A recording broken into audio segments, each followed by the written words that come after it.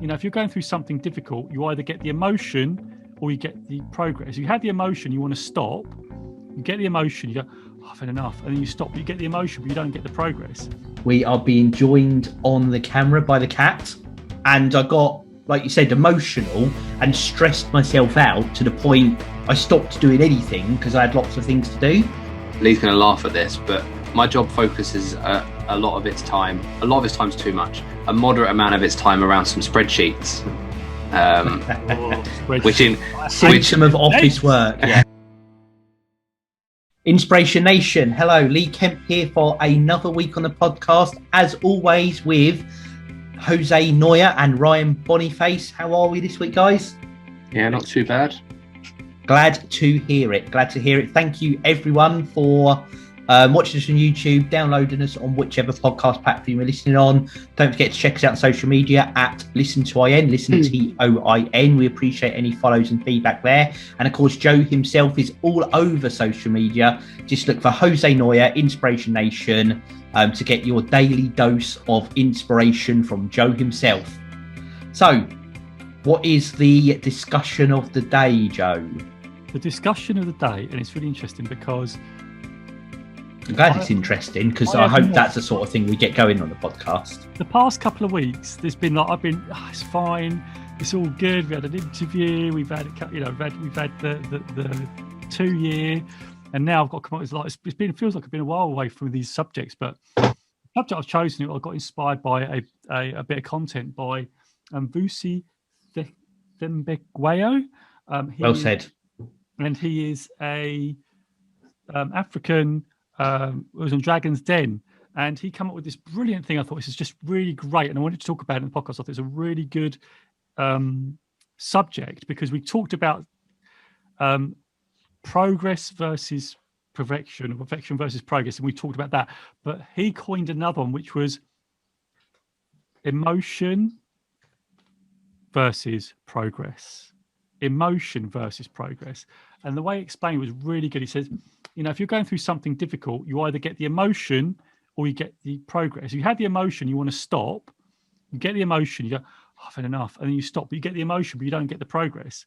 And I wanted to talk about this as to, things that we've done, things that we're doing that sort of resemble this. And I can sort of start us off just to sort of kick us off a little bit. Like me and my cold showers. When I first started that, it was very much, I would have the emotion of not to do it, but then as I push through and getting the progress. So now the continuation of doing it over a longer period of time, I can now, have that cold shower, and now I can stay there for over 100 seconds. And now my body's got used to it because you're pushing past that emotional bit where it stops you from doing the thing. And I remember back times when I was like younger, you get to a place where there'd be some success over the side of this difficult thing, but I'd pull back right at the last minute because it'd be quite scary. It's like a cliff edge that happens, and you don't push that extra bit. Where if you just push that extra bit, which is the thing about the emotion, because you pull back because I'm scared, I'm fearful. You get the emotion of fear, you pull back and you experience it. And I'm fearful, but you feel relief. You feel, oh, it's better. You get that emotion, but you don't get the progress. And I think that's a really, really powerful phrase, a powerful thought to take away. And I just wanted to get your thoughts on that. What do you think? I'll give you, I was going to say a good news example and a bad news example on that, because I know exactly what you're saying, but I've kind of got two goodish ones, if you like. My first one, this isn't really, but I'm going for a tenuous link to throw it in. So we talked when we spoke last time about my journey into the world of fasting, and how I was like, I'm going to do it, but I'll do it tomorrow. I'm going to do it, and I'll do it the weekend. And then I had that day where I was like, no, I'm just going to do it. So I'm now at 16 days continuous fasting, as in sometimes on, sometimes not. And I'm on a 18-6 cycle now. So I fast for 18 hours and then I have a window of 6 hours where I can eat. Longest fast I did, I actually did a 19 hours because I forgot I was at the end of the fast one day. But I'm on a little bit of a run now, and like you with the cold showers, I can feel the positivity of being on that run now, which is really good. So it's a bit of positive emotion in it. on the kind of on the flip side of it, today I was doing quite well, getting through stuff. I had a few things to do, a few work bits and a few outside work bits. We are being joined on the camera by the cat. Hey, dude, what's going on? Carry on, Lee. It's all right. A guest appearance there. Yeah. So I lost my trail of thought now. Oh yeah, I had lots of bits to do, and it got a bit like, oh, there's lots to do, and I got, like you said, emotional and stressed myself out to the point I stopped doing anything because I had lots of things to do. And I was thinking, I've got to do it by this time, and just getting blah, blah, blah, blah, blah. And sometimes I'm like, right, that's it. I'm done for the day. And sometimes that's what's needed and to move on.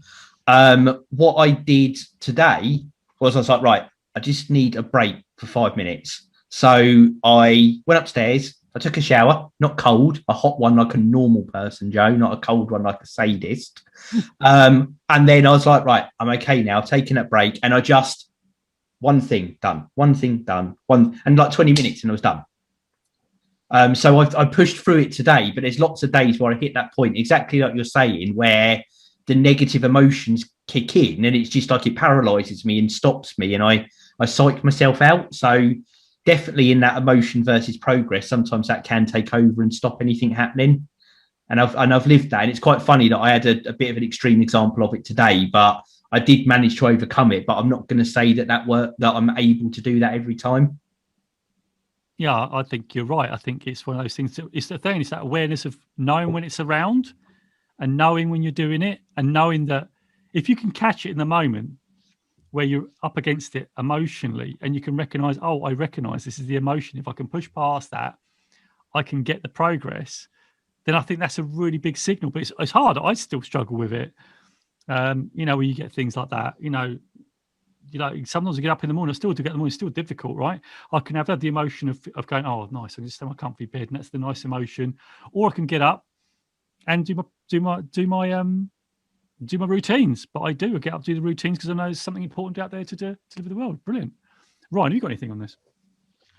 My initial thought is I don't think it's one of those situations where you can either have one or the other. I think you can have both. But I don't have any specific examples really. I'm not really an emotional person per se. Unless you're playing a computer game and you lose and you throw your controller across the room. Do you throw the controller on? No, I've never thrown the controller across the room. Sorry, I'm slightly embellishing. You slam it on the desk. I've got a new desk now. It doesn't happen. I'm a different man. Did you slam it on the desk? Maybe once or twice, like a year ago, might I add. Not even like recently, like a year ago. So you had the emotion, and you didn't get the progress, right? Yeah, I guess. But it wasn't the. I don't know. I'm not sure. I fully agree with it, to be fair, but each to their own. Depends how you define progress, I guess. But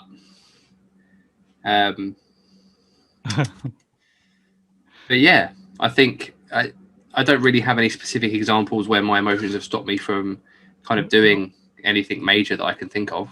Can I throw one out? How's the exercise bike going? Yeah, it's going. Still using it. Anything to do with that? Anything there on the bike? No. When do you stop pedaling?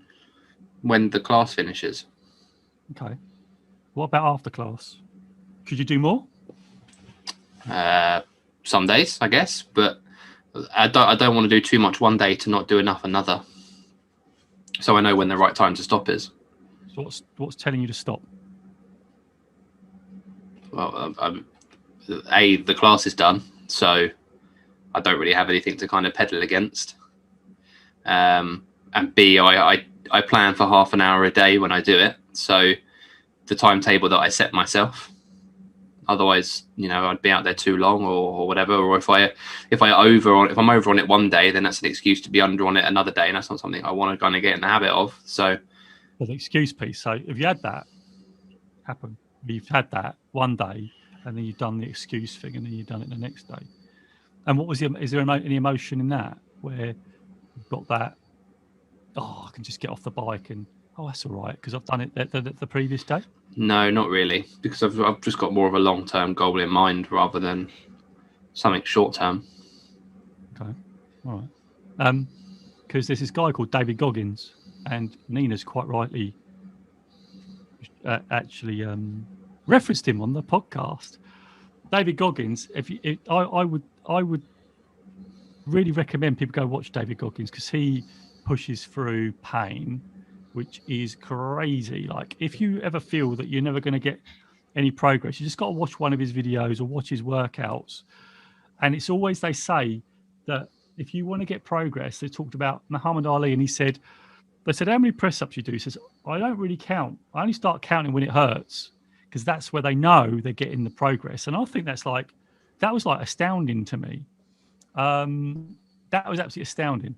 Really difficult. So, you're not counting until it actually, you can't start to do it. Like, he knows what doing that one more press up is the growth, right?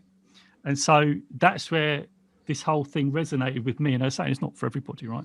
It's for whoever actually, sits on this. So if you have that painful moment, can you push further than you did, even though it's telling you to stop, just to get that one more in? And this is what this whole thing about. It's what Vusi was talking about. And if you want to follow Vusi Thickenbayo, you can go to Instagram, look him up. Absolutely brilliant, inspiring fella. Talks a lot of sense, I think. And I really like this thought. So I'm just trying to think of anything else where that's happened to me. I definitely do, like the press ups thing for me. I try and do that. And I'm a bit on Ryan's side on that I find it really hard and really difficult to know when I'm getting to that, like 80 or whatever, just to go one more than I would do normally, because it's really difficult and really hard. But I know that if I push, that I can do one. And I know that you gradually stretch that thing. But you're aware of the emotion that's wanting you to stop. And David Goggins calls this what they call those things on motor cars? Restrictor. I don't know what they called it. He called it something else, but it's a restrictor, I think, in the UK. I see he calls Speed it the limiter. Limiter or governor, he called it. And it talks about, cars are limited. They can go fast, but they're limited, or like you said, Lee, limited to a certain amount. But this whole thing about your brain is that you've got a limiter. It's there, designed to protect you. But actually, a lot of the time, we can control that to get better progress. And I'd probably reference someone like Roger Bannister when he broke the 4-minute mile. Before that, no one broke the 4-minute mile, but you had to go through different, had to go through something no one else had done, go through that pain barrier, probably say, well, I'm near at 4 minutes, or you probably didn't think they probably just pushed through it and did it, right? But that's what I'm talking about. So is there anything else that you guys have got an example of where this might have happened? I know definitely on my press ups in the morning. I know when I don't want to get up in the morning, that kicks in. But this is only the time when I've talked this podcast that I really start to think, yeah, this is what's holding me back. It's my restrictor. It's my, what do you call it? Limiter. And I just wanted to everybody, Nina's just put, yes, I thought he meant prison governor. So you may be right, but that's how I read it. That's how I listened to it, right? Hey, Posh. Hey, Posh Notions. Welcome to the podcast. Brilliant. Hey, Ryan McFarlane, welcome as well. We've got some people joining us. It's great. So, any thoughts on that, chaps? Anything that sparked off anything you could think of? I mean, for Ryan and your cycling, maybe it's something to think about when you're doing it. Is there that next level past that? Anyway, I'm going to throw it over to you because I've got another thought, but I don't want to throw it in because I'm talking. So I'm going to throw it over to you guys. I do have something. I'm going to write it down before I forget. Okay, get that down, Joe, before it sieves out your memory. Yeah, I'm just doing it now. Okay. I used to, in my younger days, when I was an avid gym goer, and I'd go every other day or, several days on the trot, I'd really buy into that concept. And it was about pushing yourself, doing one more. And I'd write down, I think we talked about this ages ago, that without realizing it, I did a bit of journaling because I used to write down what I did on every workout so I could see the progress starting to grow a little bit. And I do that a lot. And when I started running last year, as we know, for the 3 days or so that I did some running for, I really struggled switching that part of my brain back on. I'd get to that pain barrier and I really, really struggled to push through it. And it's a lot harder, even though I wanted to do it, but I think physically I gave up a lot quicker than my will was. What do you think the reason for that was then? I don't know. And I look back at it now and I think I probably could have pushed myself a bit more. I think there was a bit of my brain that let itself give in really easy as soon as those, the receptors in my limiter started kicking in. So what was the difference between you going to the gym and doing the weights, where you wrote it down and you did it, to the running where you gave up easier? Because you've done it before, right? So tell me what was going like. Oh, it's a while ago, right? Long time ago, right? See the memory banks. Now I can get the age. Don't start throwing this back at me, Joe. Don't start throwing it back at me. Yes, I've got one. Yeah. So that sounded a bit weird, but there you go. Yeah. Can you go back to those times in the gym where you pushed? You got so. One, what the results did you get? Because I reckon they were pretty good. You said they're pretty good. You're pretty ripped and stuff. And two, what made you push through then? I have two things to say before I give my answer. Number one, Joe, is I have never once referred to myself as ripped, and I'd like to state that for the official record. Is it cut then? Cut. Careful.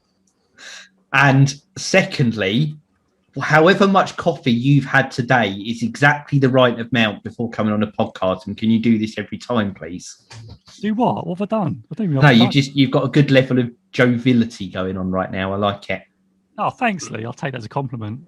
And third, I've forgotten the question now. Oh, yeah. I think, and this is going back to what we've talked about a little bit over the last couple of shows, is I got in a rhythm, I got in a routine, I got consistent with it, I built up momentum. The very, very, very first time that I did a bit of cardio at the gym, way back in the midst of time. It must have been more years than I want to say, and we'll just leave it at that. I did about a 5-minute run on like the cross trainer thing, and it nearly killed me. Like, I had to sit down, took me ages to get my shoes back on and get my stuff out of my locker, got in the car, got home and sat down, and I was like this for about an hour. I just couldn't move. It just completely killed me. But the next day I did a little bit more and a little bit, and it took a long time until I really started enjoying it. But I just kept doing it a little bit each day, and eventually it got to the point where I could do an hour without even really thinking about it with the headphones in. But I had to stagger it up to that. And actually, as you questioned me, I think I wanted to be there straight away when I started running again. I remembered what I was like at the end, and I think I gave up really easily without going through those little barriers. That's the answer, and I didn't realise that until now. I'm just surprised there were earphones in those days. Yeah, what you got? I mean, they're a bit bigger, and it was really awkward having the record player down the side of the runner to plug them into, but it was fine. I love that. Thanks. That's made me feel a lot better. Does that make sense, though, what I've said there? So what you said is that you wanted to be there, and you just pushed that little bit more. You did it in little bites rather than trying to push in a big way. Is that what you were saying? Yes. So instead of going, whatever the weights were, I don't know, it'd be a bench press or something. I don't know. What would you do? What sort of? Can you move back and show that full movement for the camera, please, for those on YouTube? Look at that hench. Right. So what was it? Was it so the little bits of, incremental changes, incremental improvements. You push through, right? You push through. Yeah. You push through in the running. Is that because you need to push through a bit more in the running, maybe like another 30-second bit on top? Or and I don't know. I think I wanted to, each day I was looking for quite significant, notable improvements day by day, whereas I probably should have been looking for smaller but more consistent improvements rather than monumental ones in a very, very short space of time. It's expectations then. Yes. Okay. Love that. Ryan, you got anything on this? Not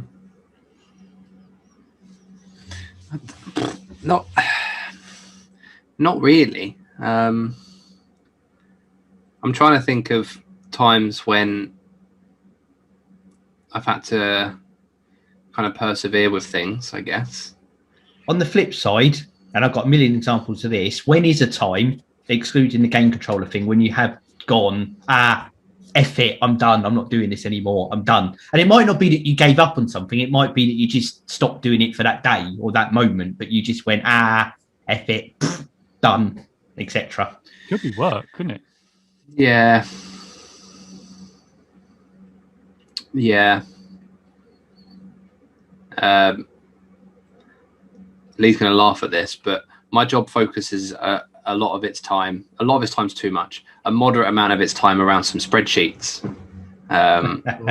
Which of office work, yes. which is minuscule to the amount that Lee surrounds himself in. And there are some days where I have so much to input on a spreadsheet that, and actually I've had this the last couple of weeks, and I've really kind of put off working said spreadsheet because it looks like I look at it and I feel like I'm looking up at I don't know, a mountain. Yeah, literally. And I'm like, how do I do it? You know? But today I was like, no, I've only got a week left to do this kind of stuff, so I've got no excuses now. I've got to start putting my finger out. As we all do in our jobs, I think we all procrastinate to some level. It's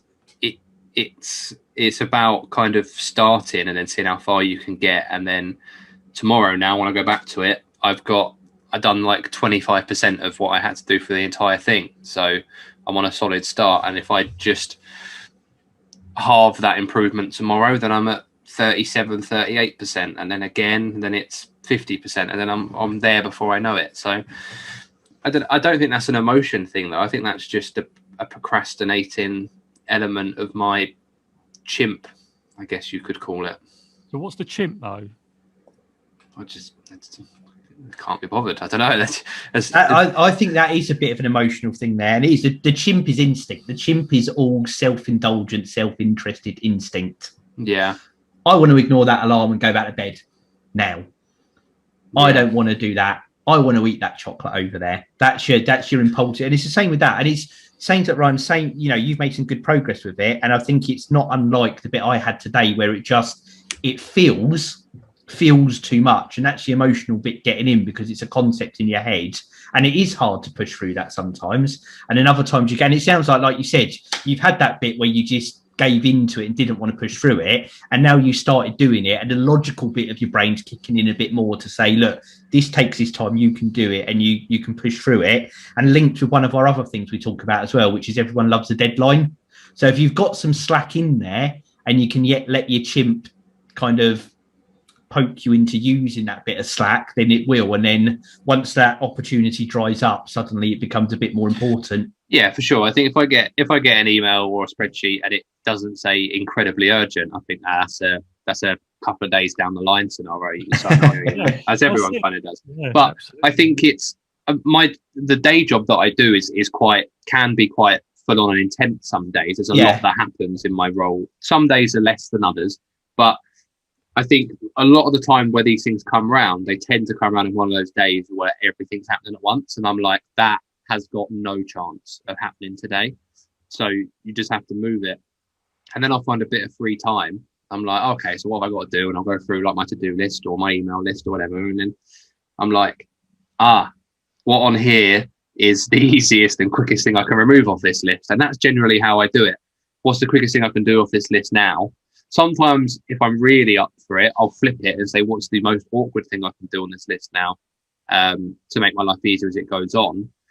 But if I've got that time kind of free zone, you know what, a lot of the time I'll push it back until I think to myself, you're either going to be here till 8 o'clock tonight, or you need to start doing it now. And then eventually I'm like, okay, let's do it. I think there, I don't know if you share the same view, Joe, there's a positive use of the emotion there. And I do the same thing. Like you said, sometimes actually the thing that gets that tick, well done, positive feeling in your brain is getting through a load of easy to do stuff, because it reduces your list quite a bit. Other times it's getting rid of that one horrible time consuming thing that's sitting there. But either way, and I know the feeling, you then get that good feeling because you've done that thing. And it's not always the same in each situation, is it? But I think that's kind of like the positive use of the emotion, that you know you're going to get the good feeling once you've done it. Yeah, for sure. That's almost like the incentive, isn't it? So you can push through that hard bit, even though your brain's telling you to stop, but you know there's an incentive behind it where you push through that difficult emotion, but you get there and you do it. You get the reward, and then that makes you press on. I like that. Yeah. And there are some days like there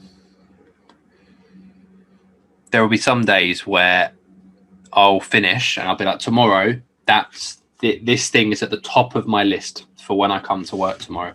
And then I'll come to work, I'll log in, and inside 45 minutes, it's at the bottom of 5 more pressing things that have come in. And I think that's a good, that's probably why these timelines, or, you have a bit of time to do these things, because these things will happen. But there's nothing more disheartening than having to procrastinate something that's not your own choice. It's one thing to say I'm not doing it because I can't be bothered, but it's another thing to not be able to do it because something else has come in and messed your day up.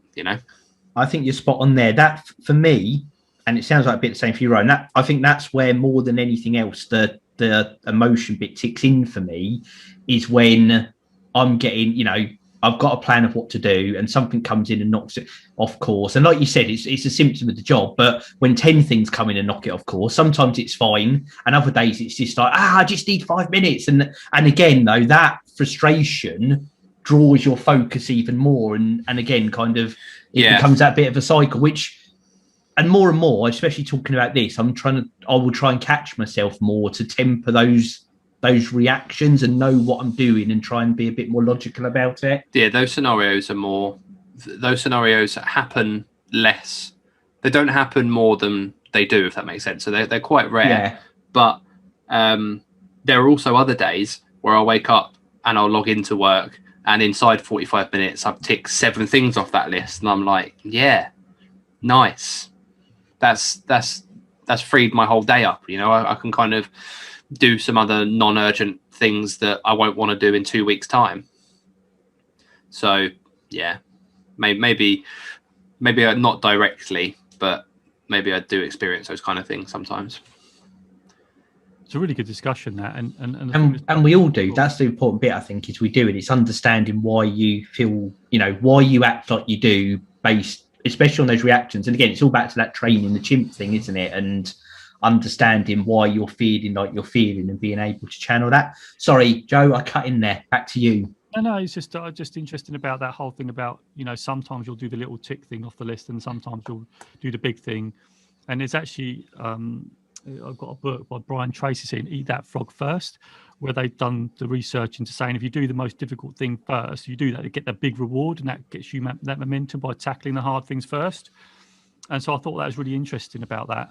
So I quite like that. And I do try and do that, but I do get tempted by the little things sometimes. Even today, I was talking to Lee prior to the podcast. I've got a big project on at the moment, and I do struggle with my organisation. So I really have to dial up, and it's like, I really struggle with it, but I can do it, but it's just really difficult. And I find that I've got this list, I've got a to-do list tomorrow, and I'm looking at that list, and sometimes, like you say, something comes in, I'm going to pop something in, like a manager today, like, said, oh, I can have this. And I thought, do you know what, I could knock that in 5 minutes. I'll just identity to do that. I did that 5-minute thing when I should have probably really concentrated on the big thing because of that emotion. I didn't even, and it's actually not even conscious. It's almost subconscious thought. You're not even thinking about it. You just do that. I could knock that off quickly and just get back onto that. But I didn't really think, was it a priority? Probably not.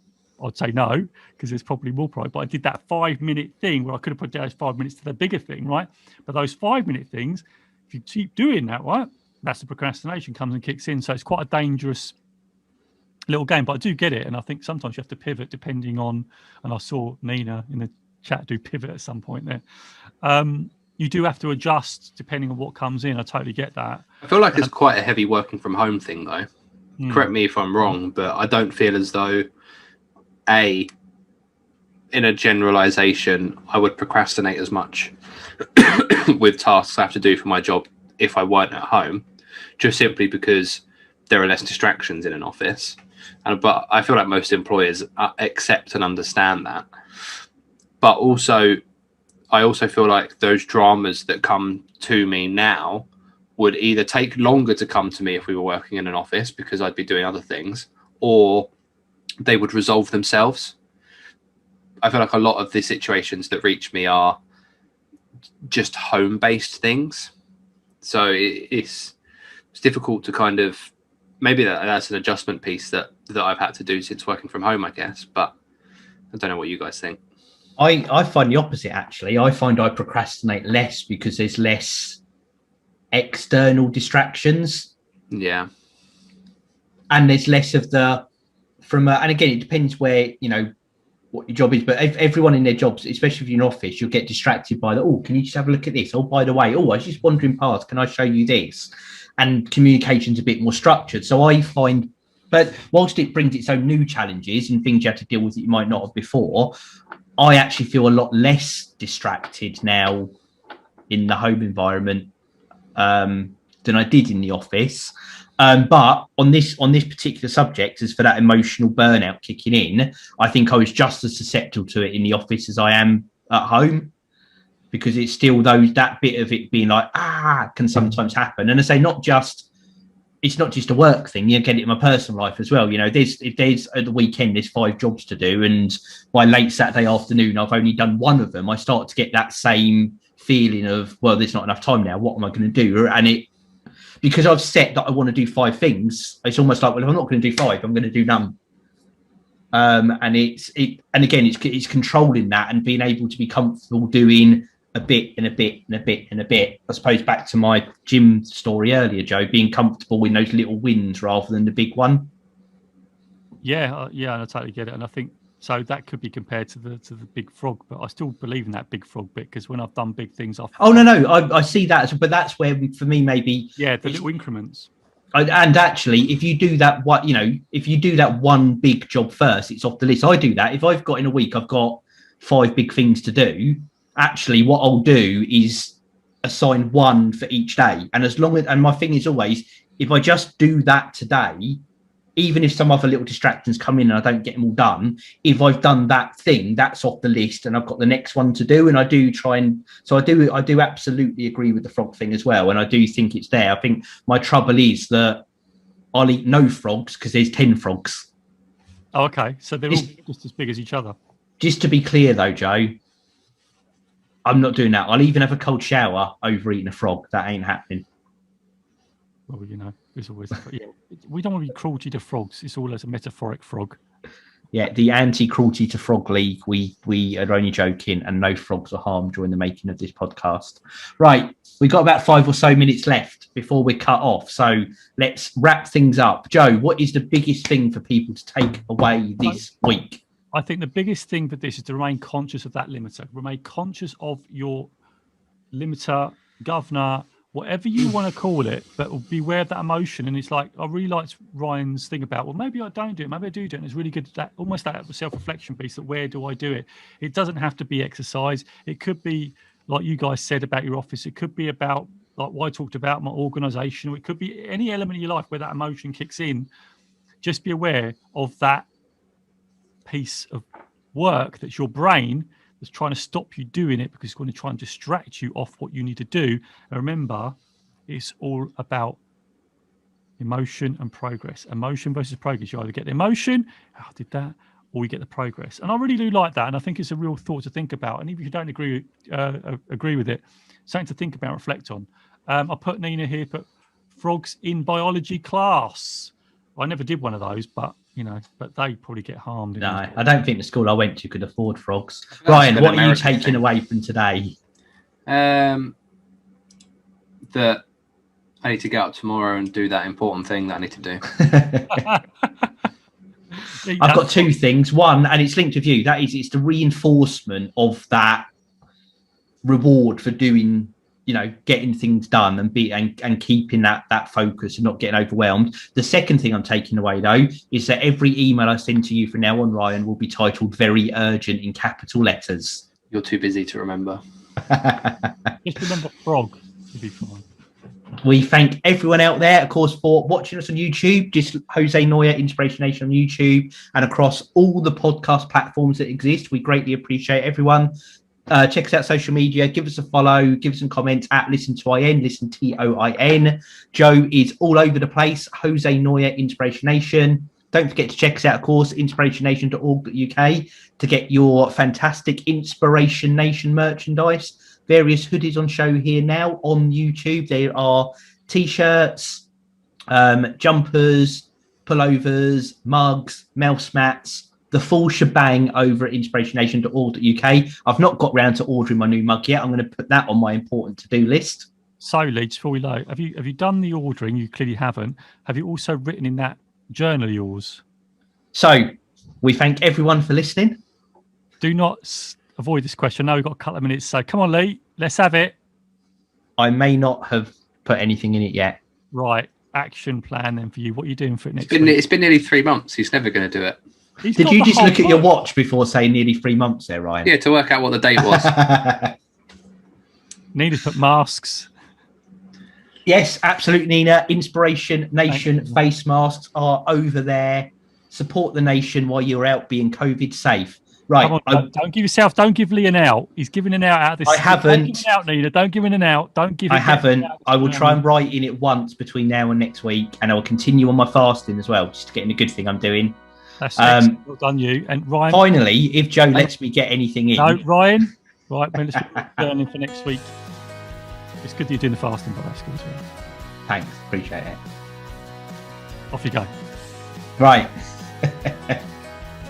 And all I was going to say, last but not least, don't forget to check us out live on Instagram. Joe's Instagram, Jose Noya, Inspiration Nation, every single Tuesday at 8:30, 3:30 p.m. in the afternoon, Eastern Time, if you're out in the United States. We thank everyone that has joined us on there this week. Nina, you have been a superstar. Appreciate the comments. All that is left for me to do now is count us down, and we'll be back again next week. I'm running out of words, so it's time to go. 3, 2, 1. Inspiration Nation.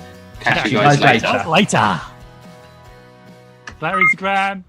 I hope you enjoyed that episode of the podcast. Don't forget you can subscribe to all our other episodes right over here. And also don't forget to subscribe right here and hit the bell, because that'll tell you when another video goes live. So you've been watching the Inspiration Nation podcast, and I'll see you over there.